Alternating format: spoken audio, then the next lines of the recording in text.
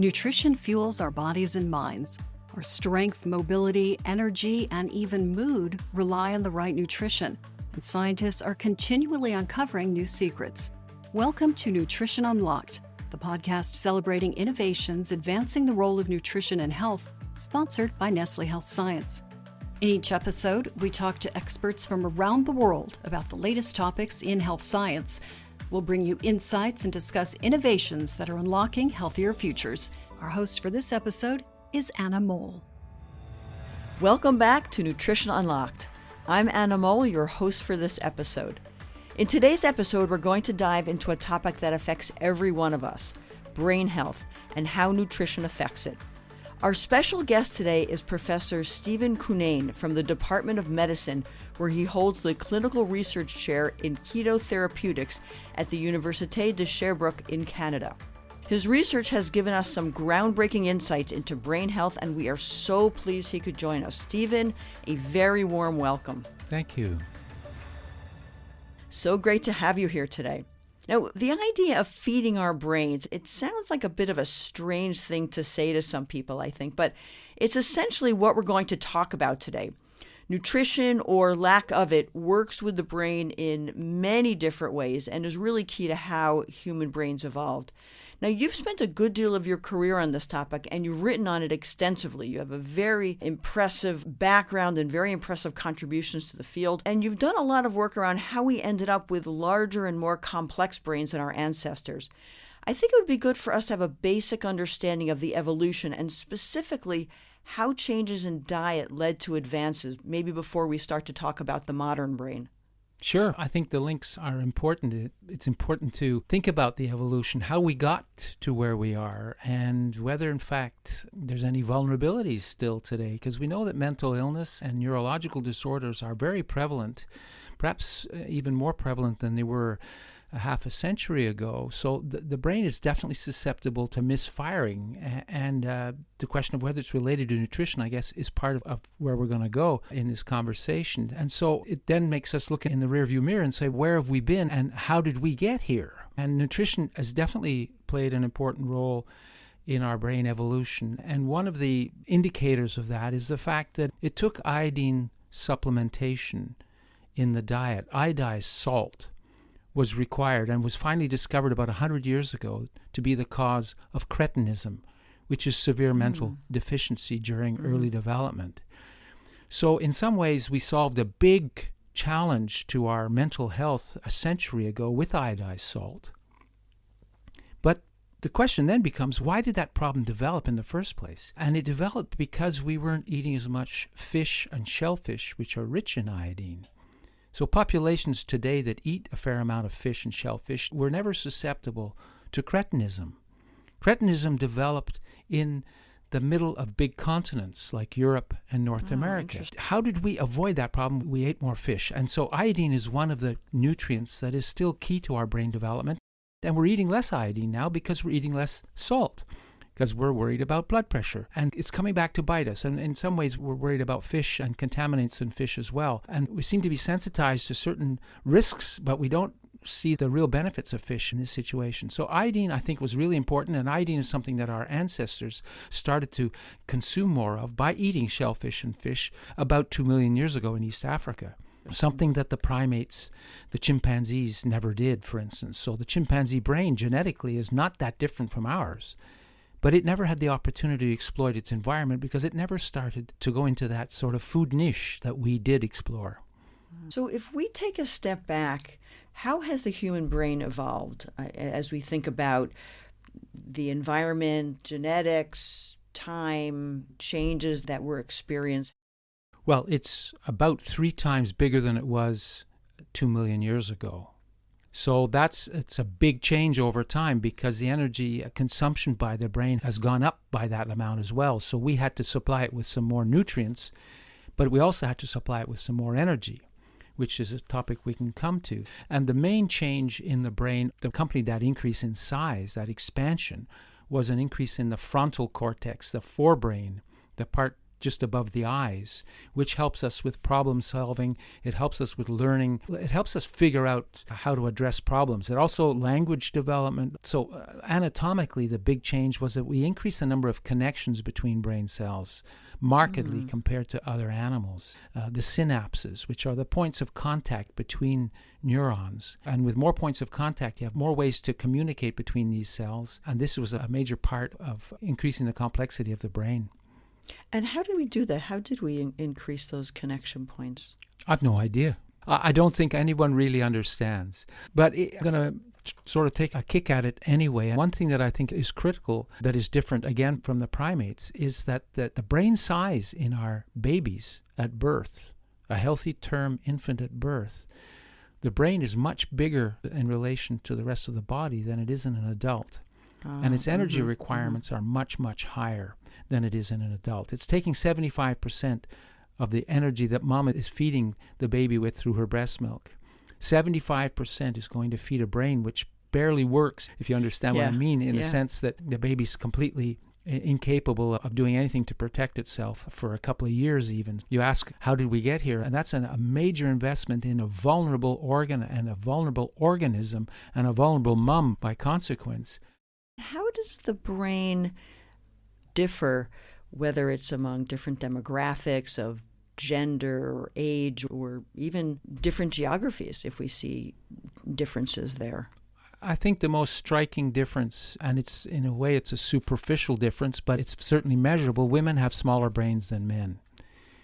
But it's a superficial difference in the sense that they're not less intelligent. There's no advantage necessarily to men having a bigger brain. That's biologically been demonstrated, and it's the one thing that you can see in the fossil record, which is approximately the size of the cranium.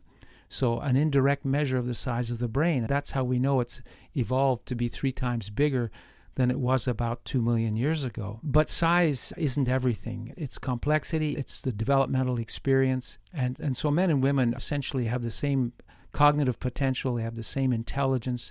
They may have different vulnerabilities to different conditions, but I can't speak to exactly how that evolved. Yeah, I like to think of it, if women have smaller brains but we're equally intelligent, we're just more efficient with our brains. Absolutely.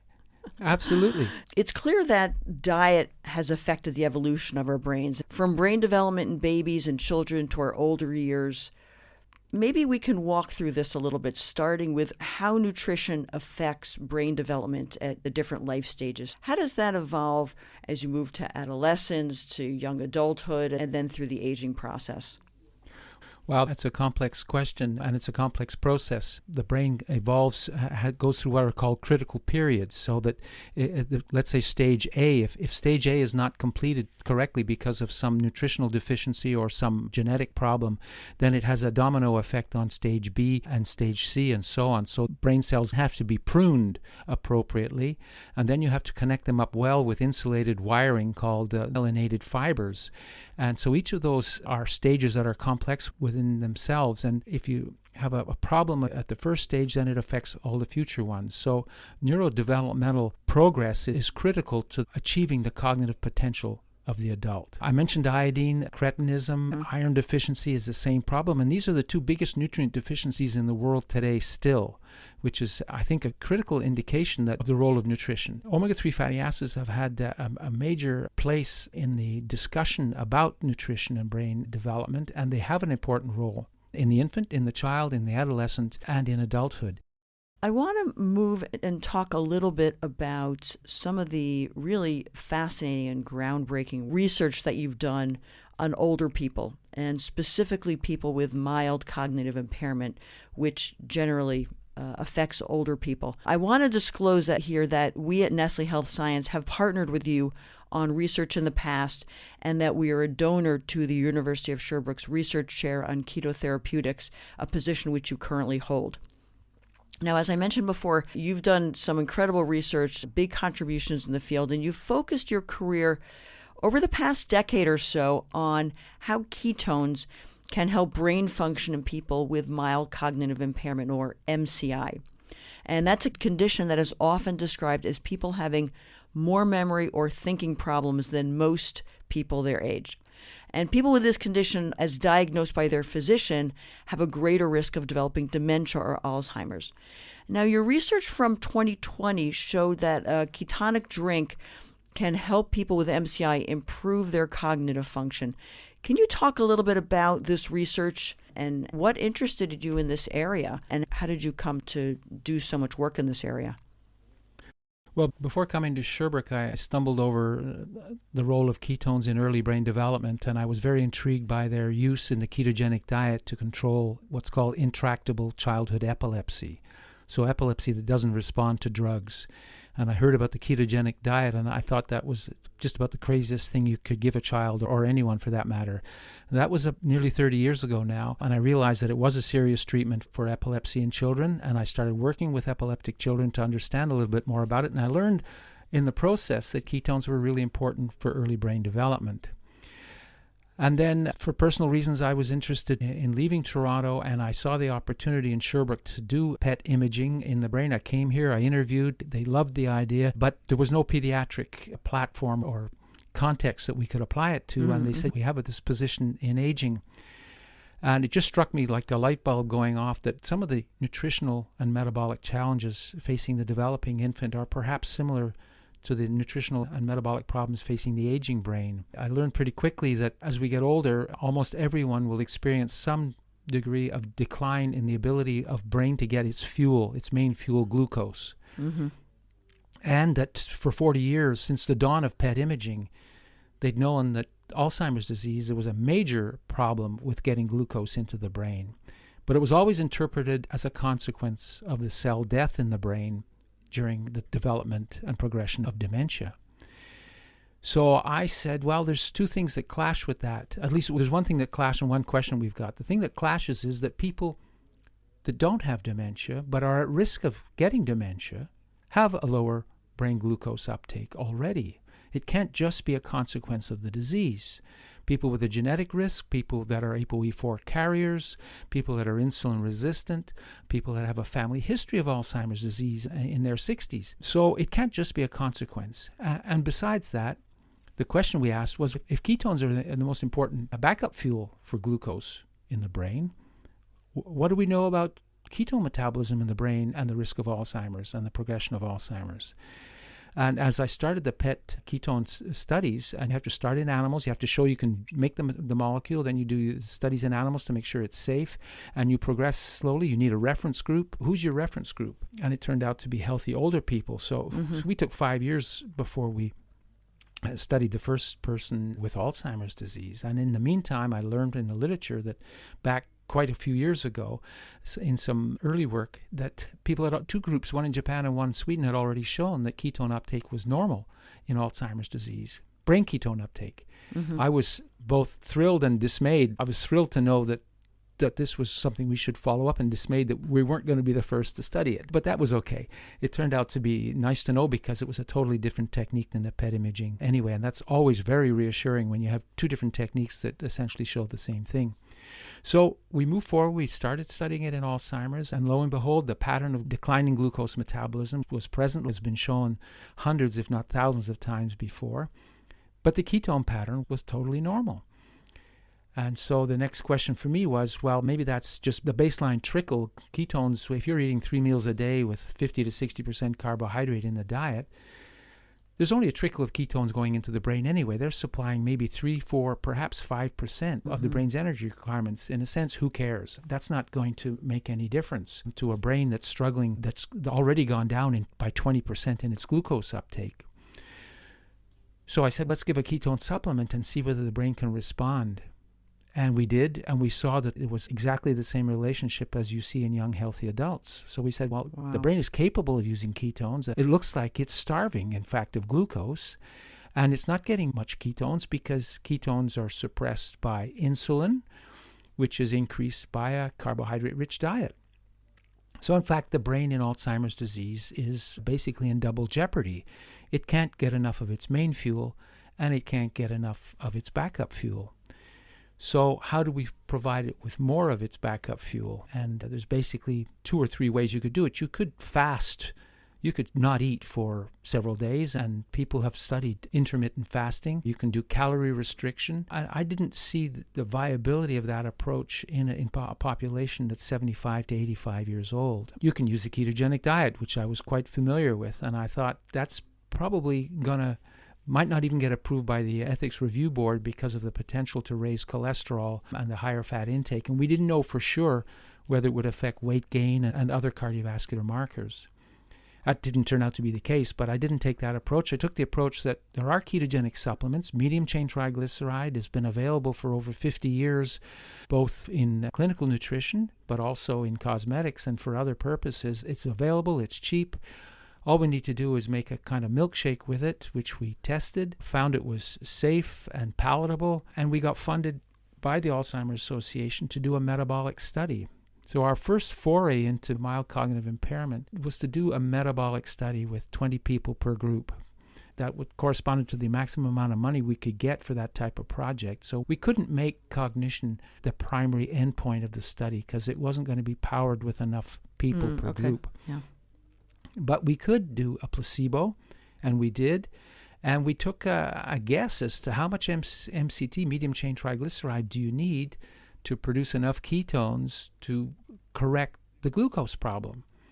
And we didn't have time, in a sense. We got funded, so we started the project. We hadn't really worked out what that dose was.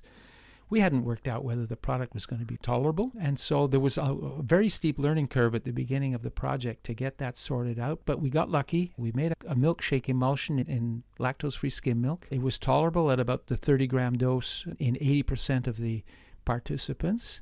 We did a 6-month intervention. We showed that we had corrected the metabolic problem with glucose by about 30%. So we didn't correct the whole problem. We corrected about a third of it. At this point, I met my collaborator from Nestle Health Science, Bernard Quinu, and he said he was quite interested by the progress we were making and wondered if we could get involved together and start a partnership. And we did this slowly. And at that point, he realized that if we were going to show that cognition was going to be affected in this study, we had to double the sample size. And he agreed to fund that increase, that prolongation of the study effectively.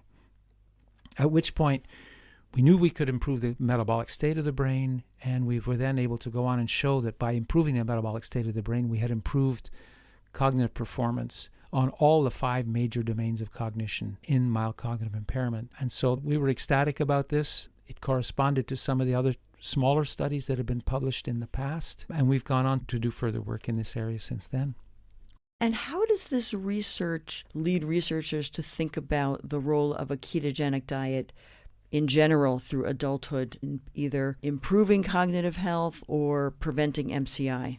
There are some people that are definitely keen on it. I can name up to perhaps 10 groups around the world that are interested. But I think all of us recognize that there are logistical challenges. A ketogenic diet is quite hard to adapt to. I think there's a fair amount of, shall we say, inertia or even resistance by the medical community. The perception that fat is dangerous for you is still very prevalent, that you're going to gain weight, that you're going to worsen your cardiovascular risk profile, which is not true. I think there are good enough data now to dissuade that. People are using it for weight loss, and they're using it to treat type 2 diabetes extremely successfully, by the way. And type 2 diabetes is a major risk factor for Alzheimer's disease. So it shows that improving the metabolic status of the body as a whole is possible, and it will definitely improve the metabolic status of the brain. I think that what you're trying to achieve is, can you get more ketones in, and can you reduce the resistance of the brain both to insulin and glucose, which means that they're there, but they're not being used properly. What we're trying to see now is if you simply reduce carbohydrate, not dramatically, reduce it by a ballpark figure of 50%. Is that feasible in older people? Does it change anything about glucose metabolism? Does it change anything about cognition? By reducing carbohydrate by 50%, we're not going to increase ketones probably at all. But I think it's a second strategy that we can use with an MCT supplement, perhaps, that's going to make the MCT supplement more effective, I think, by reducing the glucose problem.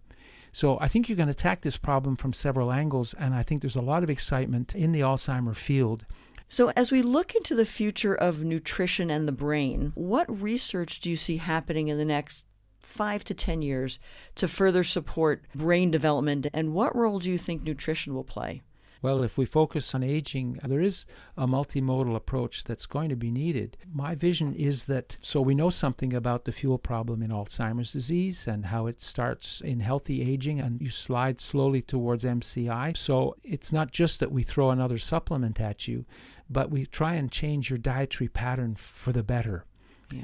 And we need to show that the science makes that worth addressing in the first place. And so there are tools that we have access to now that we need to apply. And that's my main preoccupation, is to see other people pick up and run with these sorts of studies. It's developing. It's not developing as fast as I'd like to see it happen. So we simply have to accept that progress is what it is, and we're not going backwards. People are commercially using low-carb diets to treat type 2 diabetes. There's a successful business model in the U.S. right now that is helping thousands and thousands of people. It works.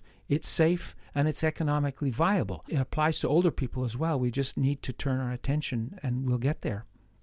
Yeah, it's incredible that we started the conversation about brain health and we're, of course, discussing metabolic health. I think the linkage between them and the role that nutrition plays and the benefits that you can get from certain types of diet across your body and across your health, I think, are just fascinating. We could probably spend the next couple of hours discussing all the kinds of research that it would be exciting to do. And I think, to your point, it's fantastic the advances that you've made.